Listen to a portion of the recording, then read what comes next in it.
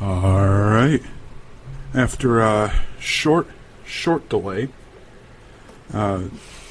we are finally back. It is currently 6:15 on this Sunday, the 7th of February. You're listening to the 6-8 with DJ Eclectic. I'm your host, Christopher Haig. Thank you for tuning in and listening and bearing with me as I fix the problems with the studio.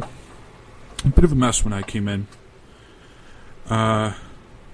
And thank you to those of you who tuned in last week for the first show. I feel like it went very, very well. So another, again like last week, another nice warm week. It was a warm day. Again, again like last week, only reason I wore a jacket to the studio was because by the time I get out of here it's going to be dark and it's going to be cold, but I took it off halfway here, which I always enjoy being able to do that. Okay, we're going to, we got some interesting news to go over, but before that, I want to mention that the DJ Eclectic request line is open. Again, I know we experimented with it last week. It is open again this week. It's chaag, HAAG.eagleradio@gmail.com. Send in your requests, artist, song name, and if you want your name and where you're listening from. And if your request goes through, I will give you a shout out when I play it. Okay, so we're going to take a quick break. When we come back, we'll get to the first check of news and some weather. How did a 60-year-old man get sucked out of a plane at 14,000 feet in the air? And how is China finally starting its college-level sex education course? Very interesting. All that and more when we come back. You're listening to the 6-8 with DJ Eclectic on WQBR Eagle Radio.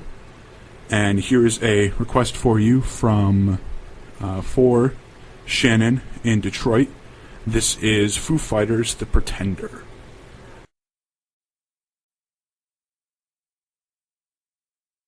Alright, that was The Enemy by I Prevail.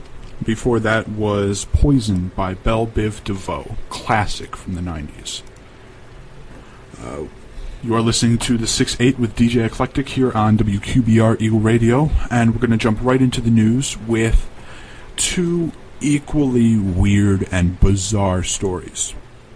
First of which, there was a flight this past week leaving from Mogadishu, and this was a few minutes after takeoff. They were 14,000 feet in the air, and there was a 60-year-old passenger who detonated a bomb on the plane, blew himself up, only ripped a hole in the side of the plane and was sucked out to fall to the ground 14,000 feet in the air. Luckily, he was the only one injured. He was the only one killed. There was one other injury, but it was a bit less than negligible. The other injured passenger was taken to the hospital in stable condition the whole time and has actually been released. A quote from one of the survivors, it was a Dalo Airlines flight D3159 from Mogadishu. Hassan Mohammed Noor told the Daily Mail, "I saw the passenger, a man in his early 60s, get sucked out of the plane. There was a huge bang. A big hole appeared in the side of the jet, and the elderly passenger disappeared through it. 1 minute he was sat in his seat, the next he was gone. He'd been sucked out of the plane. People were screaming. We all thought we were going to die." Now, what's interesting about this is, obviously, he's a bit older than, suicide bombers that you think of. But, his approach was very interesting. He got through screening because he was in a wheelchair. So he was wheeled he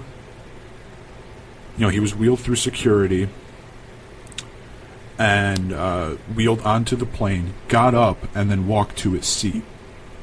So he managed to get this bomb past primary screening by just being in a wheelchair. And what this does is it really just screws everybody else over, because now it's going to be even harder for everybody to get through just basic security screening. I don't like to hyperbolize anything, or really even, kind of make educated guesses. Like, I don't want to imagine things and present them as news, but I can only imagine that everybody in wheelchairs or anything like that is going to get forced out and, screened, obviously with somebody to help them. But people who are legitimately in wheelchairs who need it are just screwed from now to the end of time. Because and we were just getting able to get our shoes back on, and at that time people were like, "Oh no one's gonna ever do that again," and then it happened again, and now this guy gets through basic screening by just happening to be in a wheelchair. But luckily he was an utter failure. He only managed to kill himself, which makes the world a better place now that he's not in it. And I know this seems very, very cold, but if you're willing to be in a wheelchair, early 60s, so he couldn't have been more than 63 or 64. Mid-60s at the oldest. If you're willing to, at that age, put a bomb on your person, get in a wheelchair, and go onto a plane in the hopes of being able to detonate it and kill people, and it's not even a small amount of people. This was a big plane. You can see the article I'm reading is from Yahoo News. It's they have a picture of the plane, and it's not a small plane by any means. It's a very large passenger airplane. And for somebody to want to take a bomb and just detonate it on this plane to kill just, hundreds and hundreds of people, doesn't deserve the luxury of living on this planet anymore. And luckily he is not. I want to actually thank my dad for giving me the sense of humor to appreciate this joke. What do you call a terrorist who only manages to kill himself? An errorist. And I promise you that is the worst joke you're ever going to hear on this show. So, from one crazy story to another, by now I'm sure everybody knows how strict China is about just everything. They banned YouTube in the country for a while. You really can't do anything. And up until recently, on that list was sex ed. Probably to go along with the one-child policy that was previously lifted. And I say lifted. I think now you can have 2 kids safely. I wish you can see the air quotes. But China just recently decided to start a sex ed program at the college level. And, there are some of these stories that it's too stupid to make up. Or, there's this kind of thought process is really too stupid to write or to make up or even to think of. So, China's sex education at the college level is the professor walks in and screams words at the students, and the students scream back. That's the class. The professor will come in and just yell condom, and he expects the students to yell back at him, to repeat the same thing. And I guess what they have in mind with this is they're meaning to spark an open conversation about sexuality, but they're going about it in probably the weirdest way possible.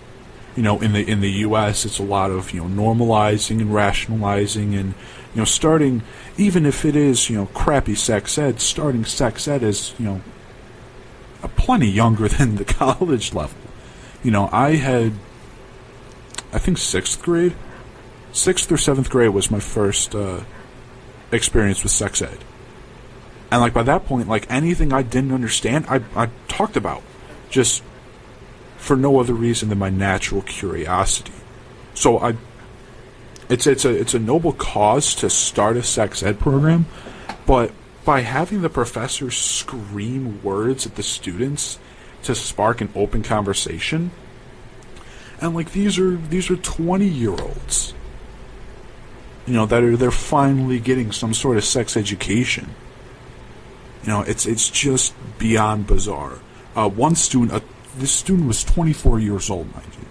Now think about everything you knew when you were 24, or for, my generation, who kind of had the internet. Imagine all the stuff you know now, despite being younger than 24. You're 18, 19, 20. This person is older than you. They spent 20 minutes talking to this sex ed professor, asking if masturbation would damage his health. I'm going to repeat that. A 24-year-old student spent 20 minutes with his professor asking if masturbation would damage his health. 24-year-old. And just imagine everything you know about it now. And for you parents and grandparents, think about everything you knew by the time you were 24. Now I know the old joke that Catholic schools teach you that masturbation is a sin and a disgrace to God, and you're going to go blind and all of that. But you get over that in 6th or 7th grade. You're out of that mindset by the time you're looking into high schools. This student is 24 years old and spent 20 minutes asking if masturbation was really bad for your health. And it's just, I'm glad that China's finally doing this. Don't get me wrong, I'm not bashing the program. I'm just questioning the way they're going about it. And, some might say there's really nothing they can do because they just recently lifted the one-child policy. So, of course, all of this stuff is going to, start happening. It's going to, all of this sexual education and this sexual freedom, I guess, is really going to, start coming in. And I get that. But, just look at, I can't even call it the Western world. Look at the rest of the world. Western world, Eastern world. Look at non-China and how they're, doing sex, how they're handling sex education. And just take a page from their book. Don't scream condom and lube at your students and hope that sparks an open conversation. And who knows, maybe it does. And by maybe, it probably does, because no one in China knows any better. Again, one-child policy. How many people are actually going to, be able to have sex? And you also got to figure their population skew is ridiculous. Just so many more guys than girls in China. But, yeah, I'm glad they're starting sex ed, just they're going about it in the most hilarious way possible. And I'm glad they're doing it in a funny, stupid way, because it gives people on the radio, it gives comedians just a slow knuckleball over the pitch to knock out of the park. It's so easy to make fun of something like this. Okay, so we're going to get into the first check of news. We had a fairly decent week. It was never super cold. It was never holy crap, it's February in Michigan. It was never like that. And it doesn't look like this upcoming week is going to be any different. We do have snow We're looking at snow on Tuesday. Less than an inch. It's going to be 33 degrees that day, so I don't think much of it is going to stick. Tomorrow, Monday, we're looking at overcast, low 40s, low in the 20s, and basically just 20s for the rest of the week. Overcast on Wednesday, mostly cloudy Thursday and Friday. Saturday is clear, but it's going to be 11 degrees. So I imagine if any of the snow from Tuesday isn't fully melted and gone by Saturday, it's going to be it's going to ice over, and that's going to be terrible. But the fact that it's going to be less than an inch, it's going to be probably warm enough to melt most of it. Shouldn't have to worry about it. And then Sunday, we're going to reach 20 degrees with a low of 11. It's going to be partly cloudy, and we're looking at a little bit of rain on Sunday as well. Again, almost negligible. Okay, we're going to take a break. When we come back, we're going to get into some more news. What is DC doing to combat crime? And how did a former Philadelphia cop react to other cops breaking into his house on a false report? We'll get to all that and more when we come back. This is the 6-8 with DJ Eclectic here on WQBR Eagle Radio. And here is Eye of the Storm and Immortalized from Disturbed's new album.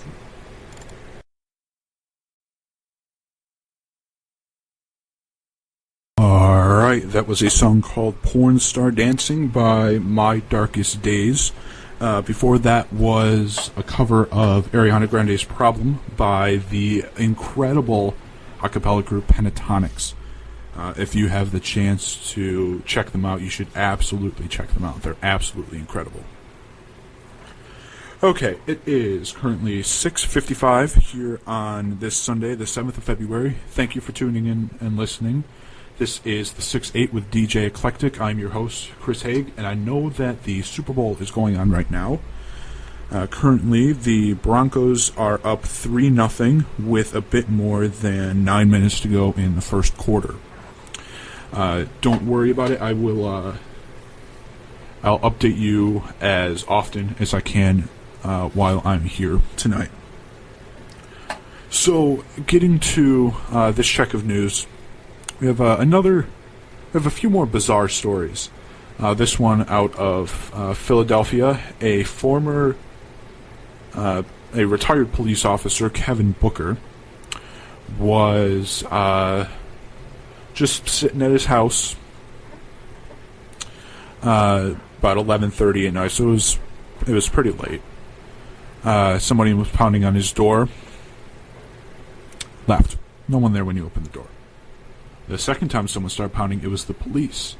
He had been accused of ordering food and then using 2 phony $10 bills to pay off the delivery driver. And of course the police went to go investigate.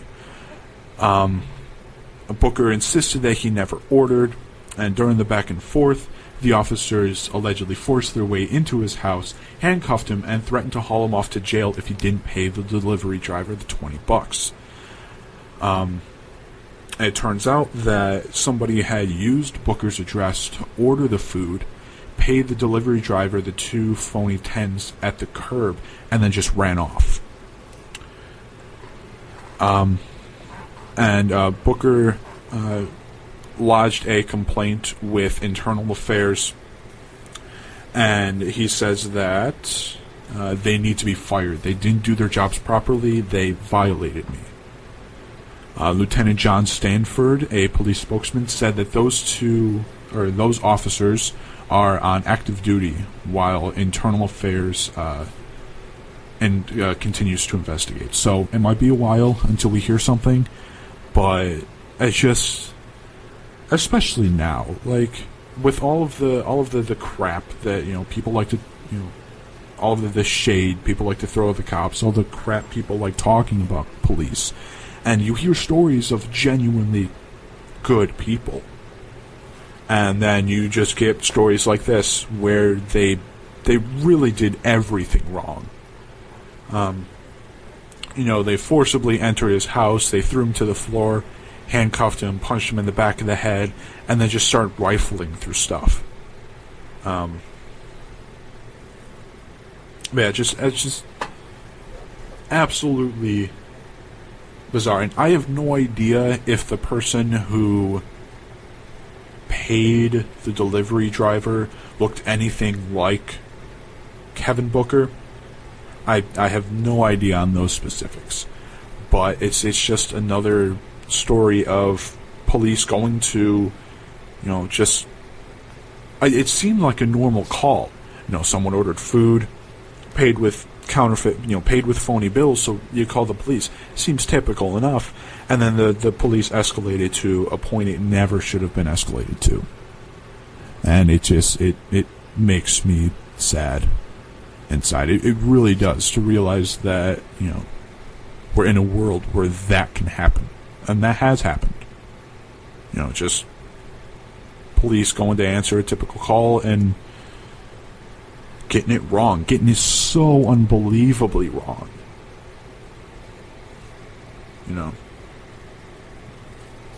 Just, I don't know. I mean, I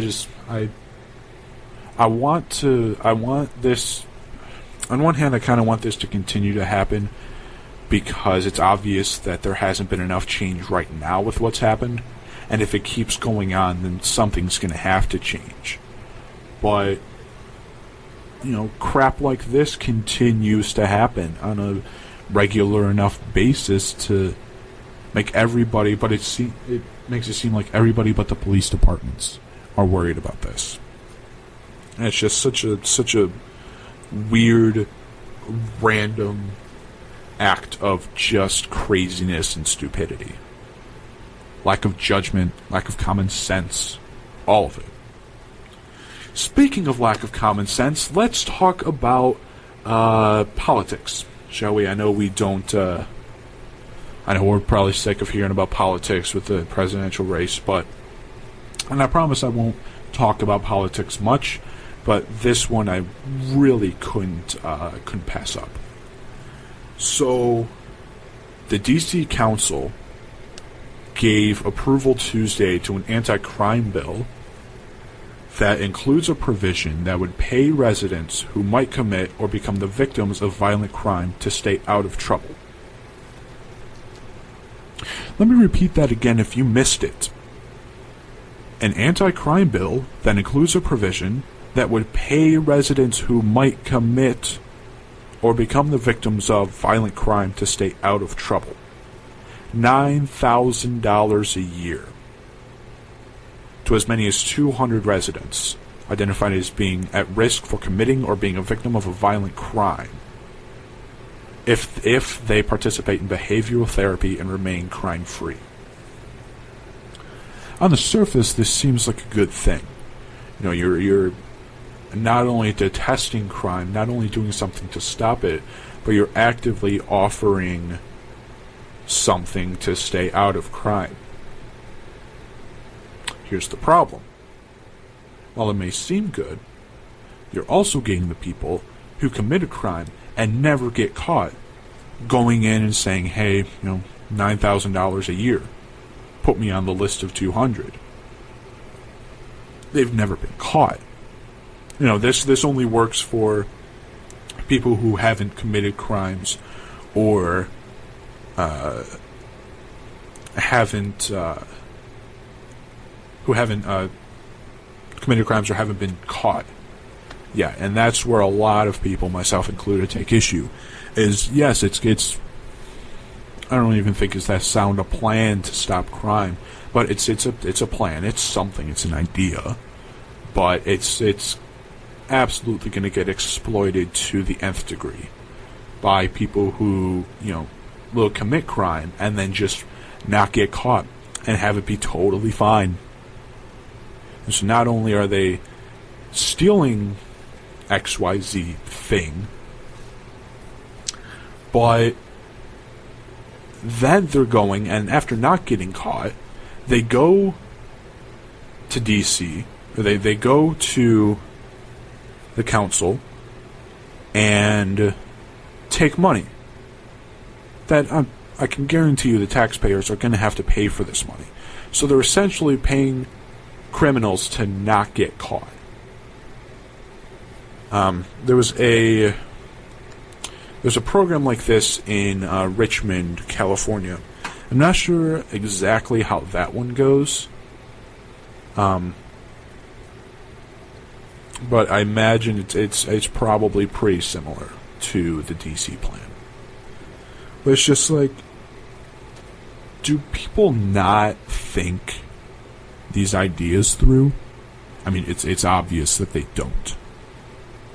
But how can you not think it through enough to go, okay, this isn't a good enough idea to even give preliminary approval to? You know, and this is the DC Council. This is like, you know, the people in charge of DC giving approval to, you know, saying it's A-okay to pay criminals to not get caught. Because how are they going to say no to anybody? How are they going to manage that? They're not. That's the short answer. That's the answer to the rhetorical question. They're not going to be able to control who comes in. They're not going to be able to control who they say no to. And I can guarantee you that if this goes through full approval, there are going to be a lot of people taking a lot of money that really shouldn't be taking that money at all.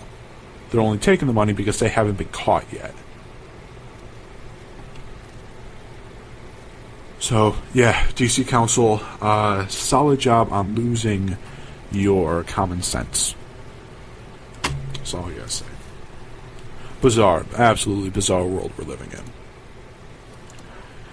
And, speaking of crime, I know that a lot of us, how do I want to put this? Social media addiction is a thing. It's absolutely a thing. Even if you deny it's a thing, it's still a thing. And this not only applies to you or your parents or your sweet grandmother who can't help but, you know, be interested in technology, but you wish she would stop inviting you to every game 5 million times a day. There's some level of, like, you know, persistence to check. And especially with this generation, Twitter, Instagram, Vine, it can be labeled as an addiction. This not only goes for all of us normal people, but criminals as well. So, 33-year-old Thomas Colladell broke into a DC hotel and just started jacking stuff from the concierge desk. Felt the need to check Twitter during the break-in. Okay. Not advisable, but easy enough. You know, you pull out your phone where you're already logged in, you open up the app, and you check. Easy peasy, 1, 2, 3, done and over with, and then you're out. No. I don't know if this man didn't have a phone or his phone wasn't good enough. He had to log into Twitter on the concierge desk computer. In the middle of a break-in and theft, Thomas just had to check Twitter and just had to see it on a computer and just had to use the one sitting at the concierge desk. So obviously when police looked through the video camera footage of the concierge desk and saw him, you know, pissing about on the computer, they tracked the computer's history to his Twitter page and used that to track him down and catch him and arrest him.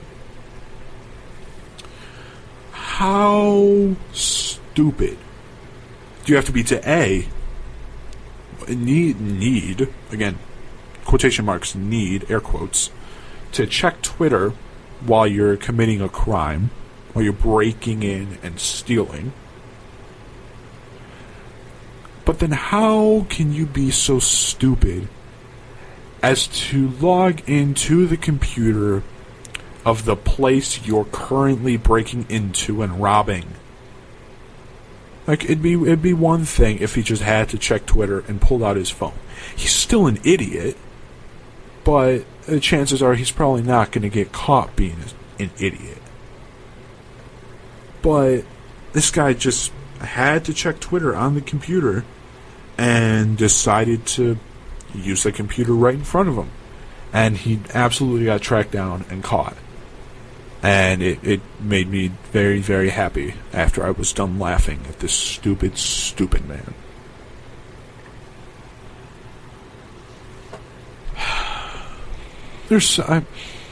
I'm so confused. I'm so baffled as to how there can be so much stupid in the world. Like this article from CNN that you might remember last week I talked about how Joseph Fiennes was cast to portray Michael Jackson in probably one of the weirdest made-for-TV movies I could ever think of. A British made-for-TV movie that revolves around a road trip that may or may not have happened between Elizabeth Taylor, Marlon Brando, and Michael Jackson when they tried to get home to LA from New York after the September 11th attacks. The basis of this movie is a story. I have no idea if it actually happened.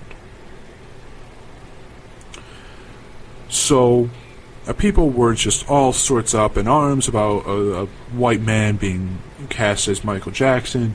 I noted last week that this is already like 2000s era Michael Jackson. You know, he already, looked like a white man, and you either get a white guy to portray him, or you cake makeup on a black actor, and people take it as making light or making fun of the skin disease that Michael Jackson had. So it's a lesser of two evils. Personally, I would have erred on the casting a white man to play a guy who looked like a white man. And apparently this disease didn't cover all of his skin. There were a few patches on his arms. Whatever. To the average man, Michael Jackson at the time looked white. So I think it would be better to cast a white guy to play him than to mimic a disease on a black guy by just caking on makeup. Anyway, the CNN article came out. Headlined, Michael Jackson didn't want a white actor to portray him. So, this article brings up an interview that Michael Jackson had with Oprah back in '93, when Michael Jackson rejected the idea of having a white actor portray him on screen. Winfrey had asked him about reports that he wanted Pepsi to cast a white actor to play him as a child in a commercial. So let's break this down. We have, from the headline makes it seem like Michael Jackson didn't want a guy like Joseph Fiennes to be cast to play him in this made-for-TV movie. But when we look at it, this is an interview from '93 about casting a white actor to play Michael Jackson as a child. And if you've ever seen, I'm assuming that child means Jackson 5 era Michael Jackson, which at the time, while he was never, not black, he did, Jackson 5 era Michael Jackson did have the skin tone of an African American man. So, this CNN article is taking an interview from 20 years ago and trying to incorrectly draw parallels to a white man being cast to play Michael Jackson in the 2000s. The link that they have is that Jackson said no to the idea of a white kid playing Michael Jackson as a kid in a Pepsi commercial. And of course we all know, Michael Jackson in the Pepsi commercials. I don't know what the process of CNN is like as far as approving articles and deciding, generally deciding what does and doesn't get published. I don't know anything about their process. I know nothing about news process in general. The only real paper experience I have is high school. I wrote for my high school's paper. But that was, there's low-key and then there's a high school newspaper kind of low-key. So that's the only experience I have, and I worked with that process, day in and day out. So I don't know how a major news organization like CNN runs their process. But you got to wonder, how did this get published? I mean, I understand the need to have an article about this situation. Well, I really don't, but I'm going to say I do for the sake of the conversation. But to take a 20-year-old interview that references a completely different portion of Michael Jackson's life. Like, it's one thing to have a white guy play Michael Jackson as an adult in the 2000s. It's a completely different thing to have a white child play Michael Jackson in the Jackson 5 era of his life. Those are two completely different things, and I feel like, what CNN is trying to do is say, oh no, they're basically the same. Look, Michael Jackson didn't even want this to happen. It's like, well, no, he didn't want a white actor to play him, but he didn't want a white actor to play him as a child. As far as I know, there are no interviews when Michael Jackson references, the 90s and the 2000s era of his life, as far as, actors to play him. It's just, it feels like everywhere you turn, you just see common sense dropping. The DC anti-crime bill, the cop story out of Philly, this ridiculous absolutely ridiculous CNN article. That, it really is. It's trying to spin a tornado of bad against this British made-for-TV movie. So think of like made-for-TV movies we have here in the States. Everything from the Sci-Fi Channel, like all of the low-budget, science fiction movies. This movie this movie surrounding Michael Jackson is on the same level as a lowbrow science fiction made-for-TV movie that we see here in the States. It's not even like it's not even a Hollywood production. It didn't make it to the big screen. It was never gonna be a big screen story, a big screen movie. It was always gonna be a made-for-TV movie in not this country, in a different country, on a different continent, a different side of the world. And people are so up in arms about it to the point where CNN is trying to spin a web to connect two ideas that aren't connected in any way, shape, or form. Other than it has Michael Jackson in it. That's the only connection. It's a different era of his life. It's a Pepsi commercial versus a made-for-TV movie. It was also more than 20 years ago.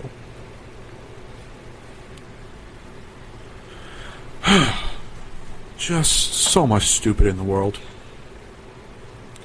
Okay, so we're going to get to a check of sports before we take our next break. Currently, the Super Bowl is at... Broncos are leading now 10-0 over the Panthers with a little more than 3 minutes to go in the first quarter.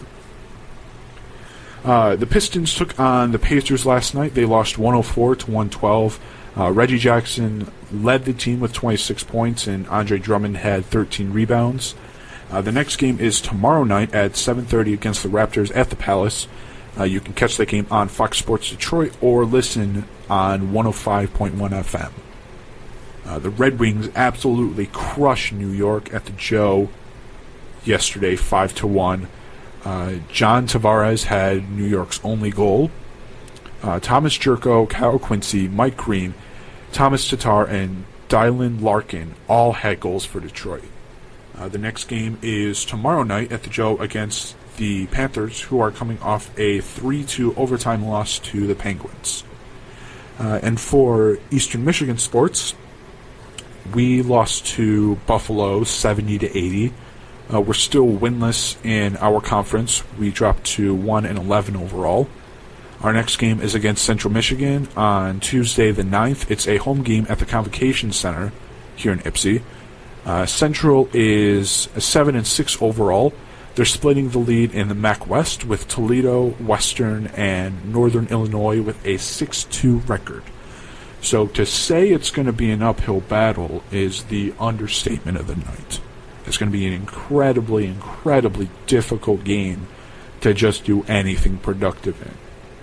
However, I do think there's a chance that Central could be having an off night. And hopefully we can get a win in the conference. So we've yet to have one.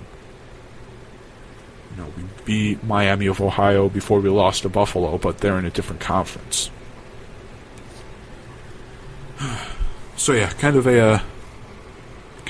another bad season for Eastern Michigan. But like I said, there is a chance that Central could be having an off day.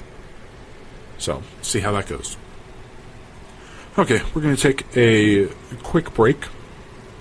When we come back, going to be going back to politics and looking at what happens when you try to monopolize the internet and why that will fail every single time. You're listening to the 6-8 with DJ Eclectic here on WQBR Eagle Radio. And here is Mother by Danzig.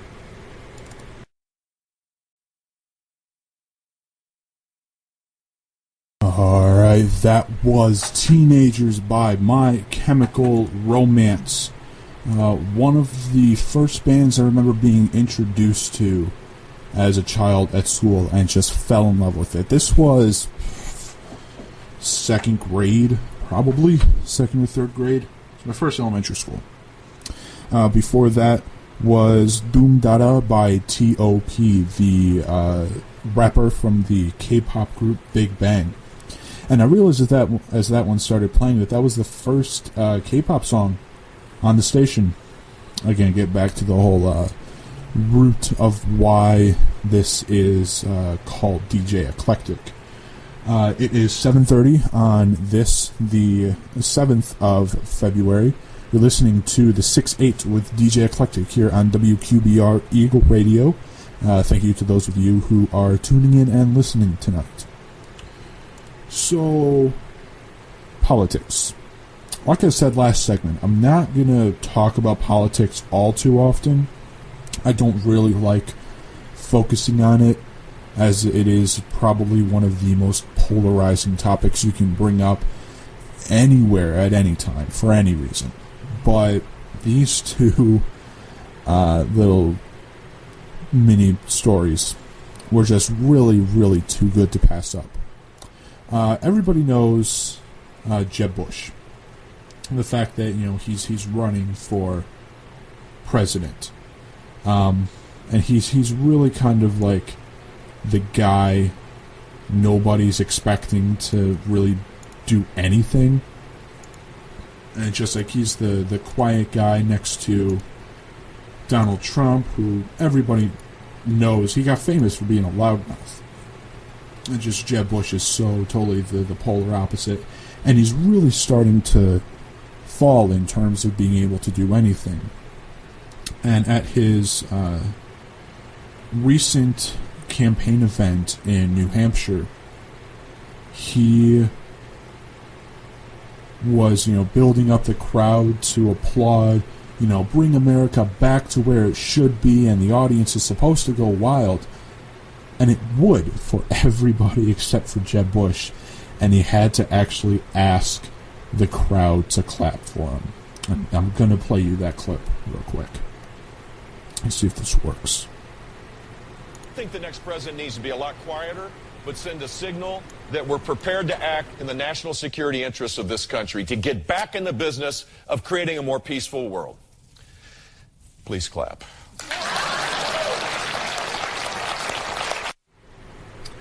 Jeb Bush, a candidate for president of the United States, had to ask his crowd to clap for him. Like, that's how not well he's doing. he had this, like, just literally from anybody and everybody else, the audience would have started clapping and cheering before the sentence could even be finished. And Jeb Bush finished it, and nobody did anything. So he had to quietly ask them to please clap. National security interests of this country to get back in the business of creating a more peaceful world. Please clap. And you can hear this clip is on CNN as well. You can hear a few people kind of nervously start laughing because they don't really know what's going on. And it's just like, it's so bizarre to see just how different every candidate is. I mean, obviously they all want the same end goal, but the way they go about it, Donald Trump was known for, like I said, he got famous because he has a loud mouth. Likes to talk a lot. And that, Rubio, Cruz, Ben Carson for a while, and then he kind of just dropped off. Clinton. Like, these are all names where they have some sort of decent enough legacy behind them, or they have enough personality to go, and kind of make a name for themselves. And then you have Jeb Bush, who has to ask his crowd, like, these people came out to see him talk. They came out to this campaign event for Jeb Bush. He had to ask his own crowd to clap for him. It's so sad, but it's so funny. Now, on the complete opposite, doing a full 180, let's talk about Donald Trump. How do I put this? Almost like the human reel of just like what not to do. And as I'm sure you all know, he dropped out of the most recent Fox debate. Wasn't there.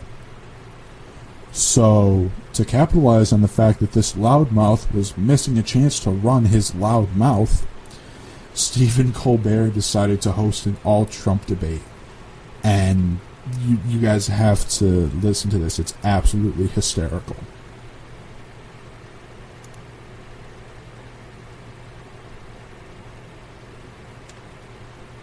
Himself.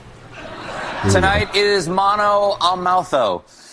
Tonight it is Donald against Trump, or as they're known by their celebrity couple name, Dump. Gentlemen.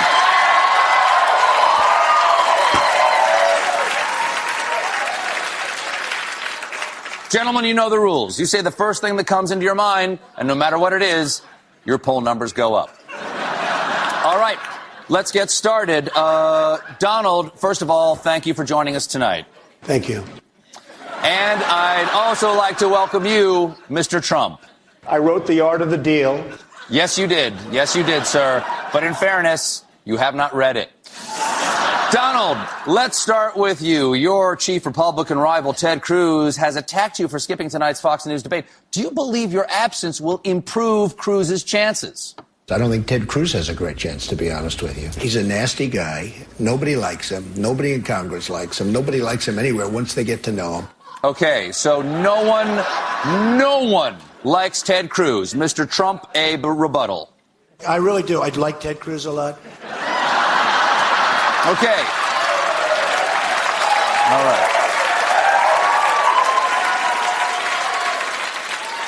Right out of the gate, there's a strong difference of opinion between our one candidate.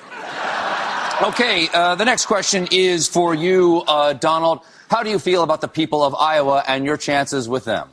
I love Iowa. We've done really well here. All right, very fairly stated. Mr. Trump, your thoughts? How stupid are the people of Iowa?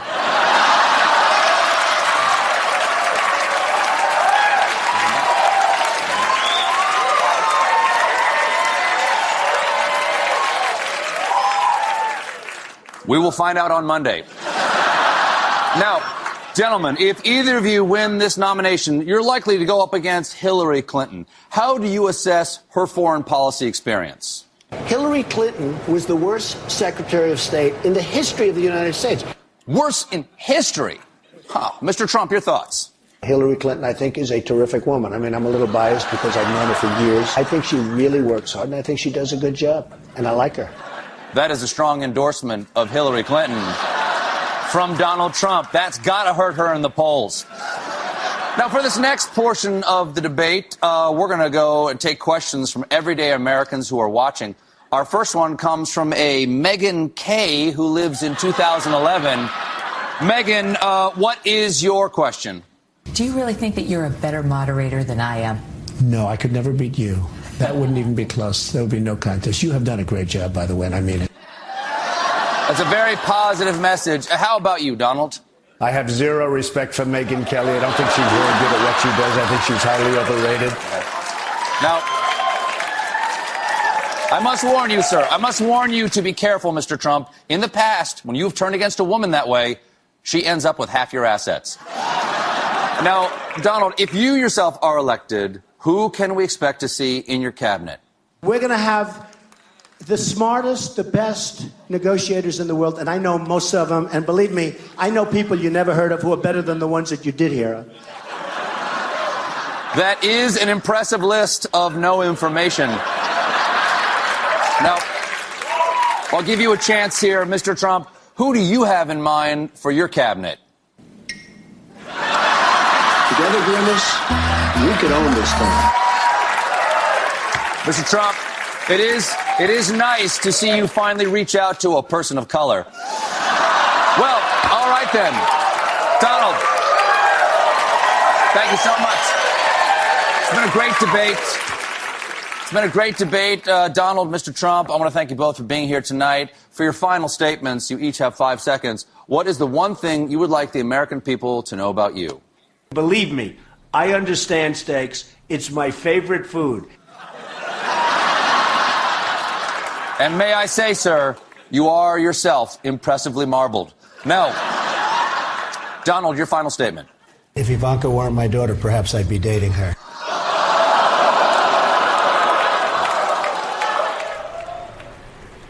And there you go. Just a human highlight reel of just cringe and stupidity, but just endless laughs all day long.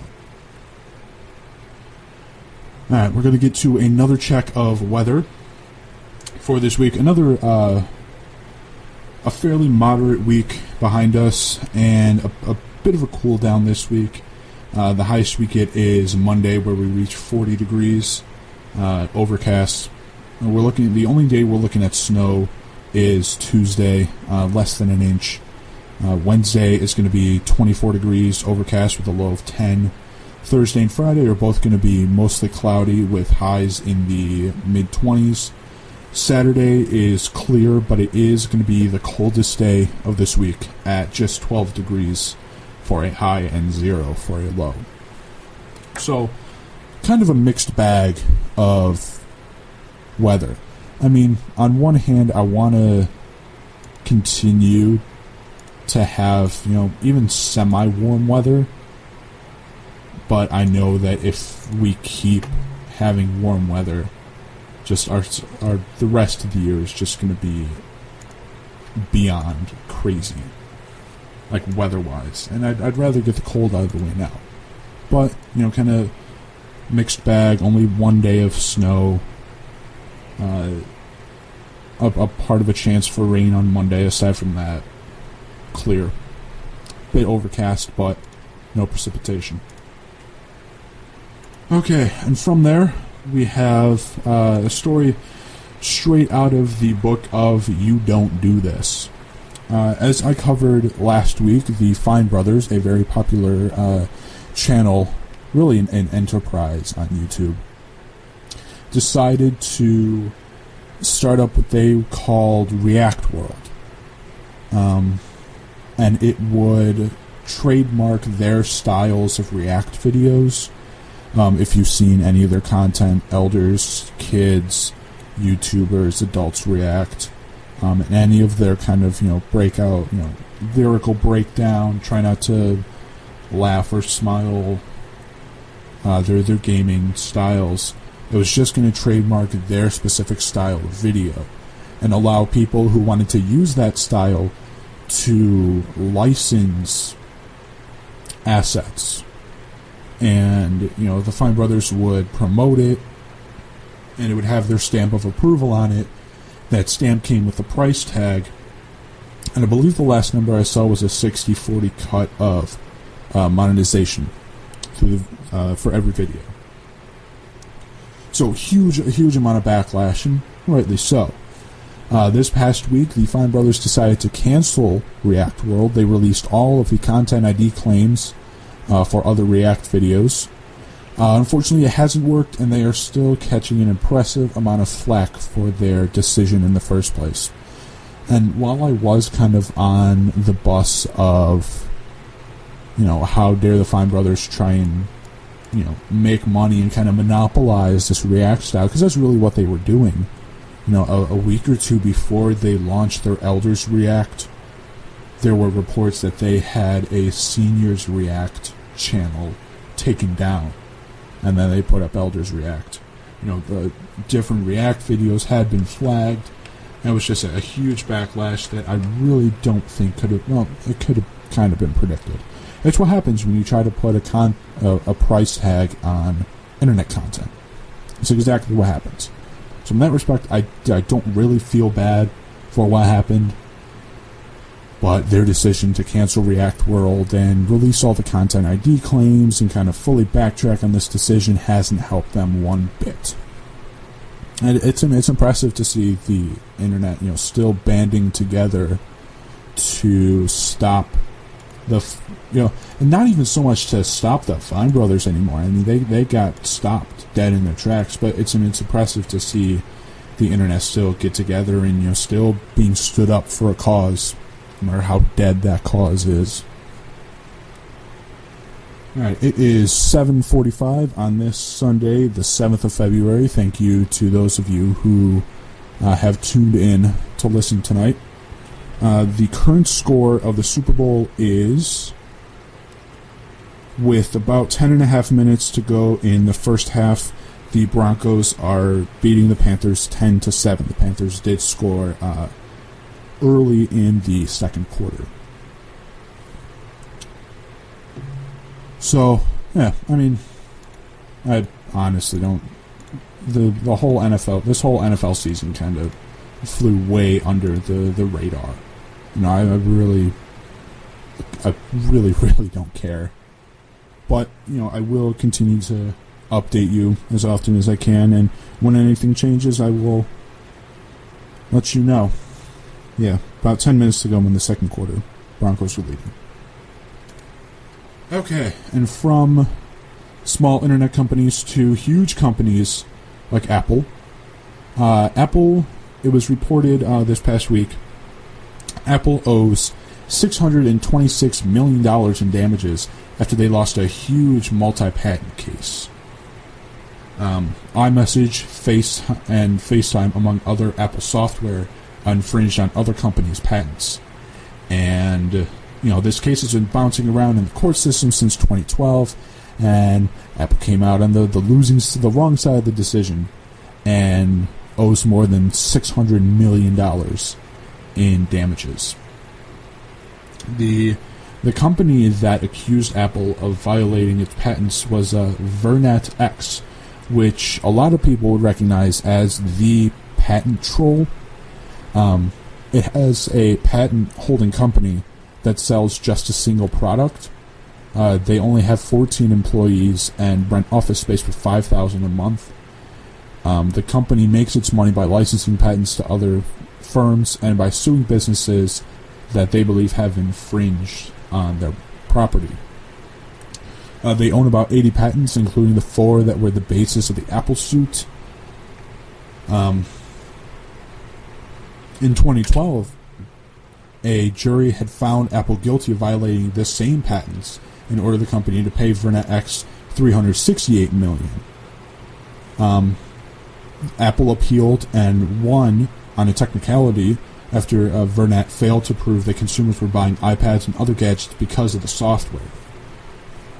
So, Vernet waited 4 years and ended up doubling the damages. Now, Apple, I don't believe Apple has come out and said anything about this, but I can't imagine they're going to take it lying down. If anything, they're probably going to end up going for a repeat of the 2012 reversal and, getting that W on a technicality.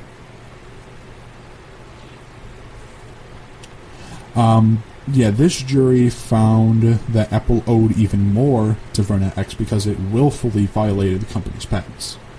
And Vernet really came out on top of this, not just for the $600+ million, but shares of Vernet X doubled in pre-market trading after this decision.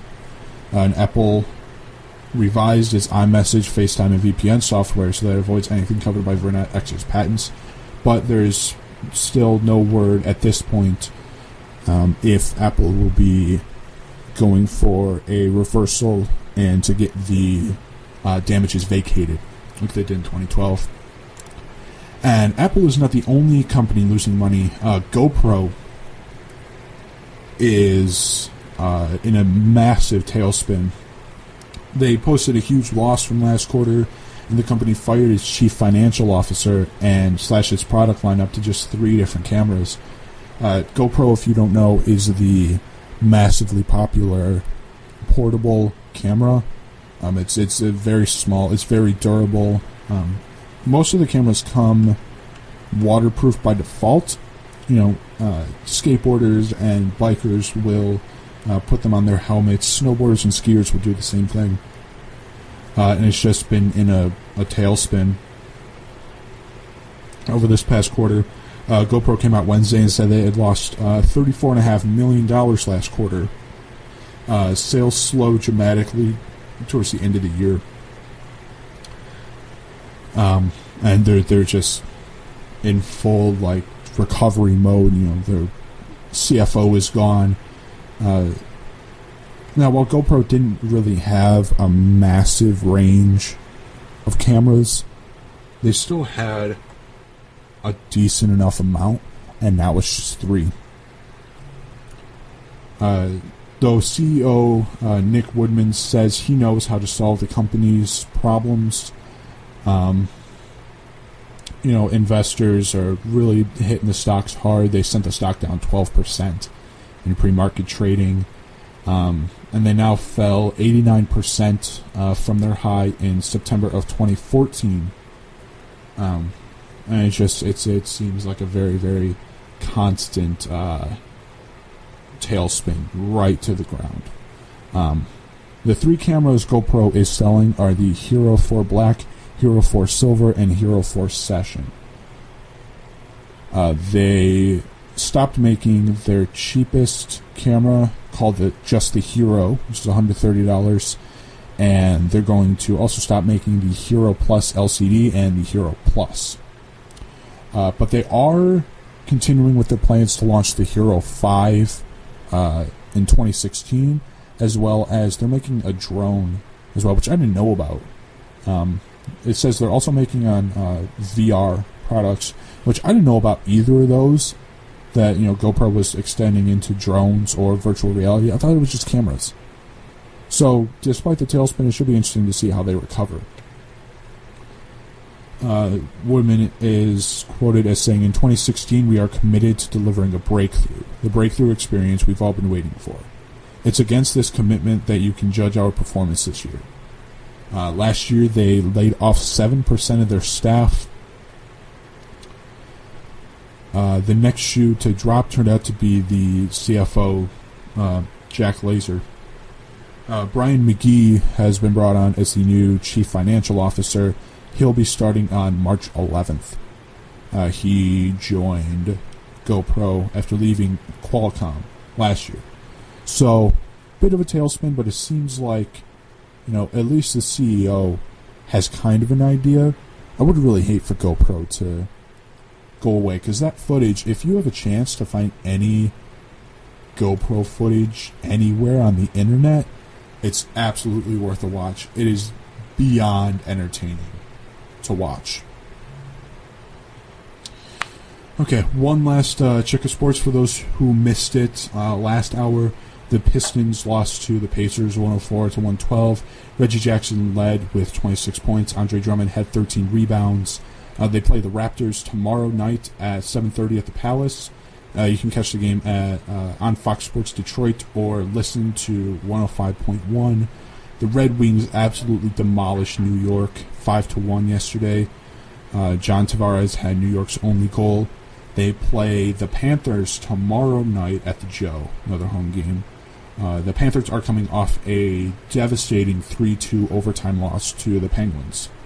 And in Eastern Michigan sports, our basketball team lost to Buffalo 70-80. We are still winless in the conference. We dropped to 1-11 overall. Our next game is Tuesday the 9th at the Convocation Center here in Ypsi. We play Central Michigan, who is 7-6 overall. They're in a four-way tie for the lead in the MAC West with Toledo, Western Michigan, and Northern Illinois. They're all currently sitting at a pretty 6-2 record. So, again, to say this is an uphill battle is an incredible understatement. But I do legitimately think it's kind of possible. Never give up hope, no matter how bad the team is. Alright, and that's going to do it for our show tonight. Thank you to those of you who tuned in to listen to the 6-8 with DJ Eclectic here on WQBR Eagle Radio. I've been your host, Chris Haig. I will see you back here, same time, same place next week. And to end the show, I'm going to play a few more songs. Here is Give Me Just One Night by 98 Degrees, which some of you might recognize. For those of you who don't, get ready to experience it. Thank you for tuning in. Have a good night.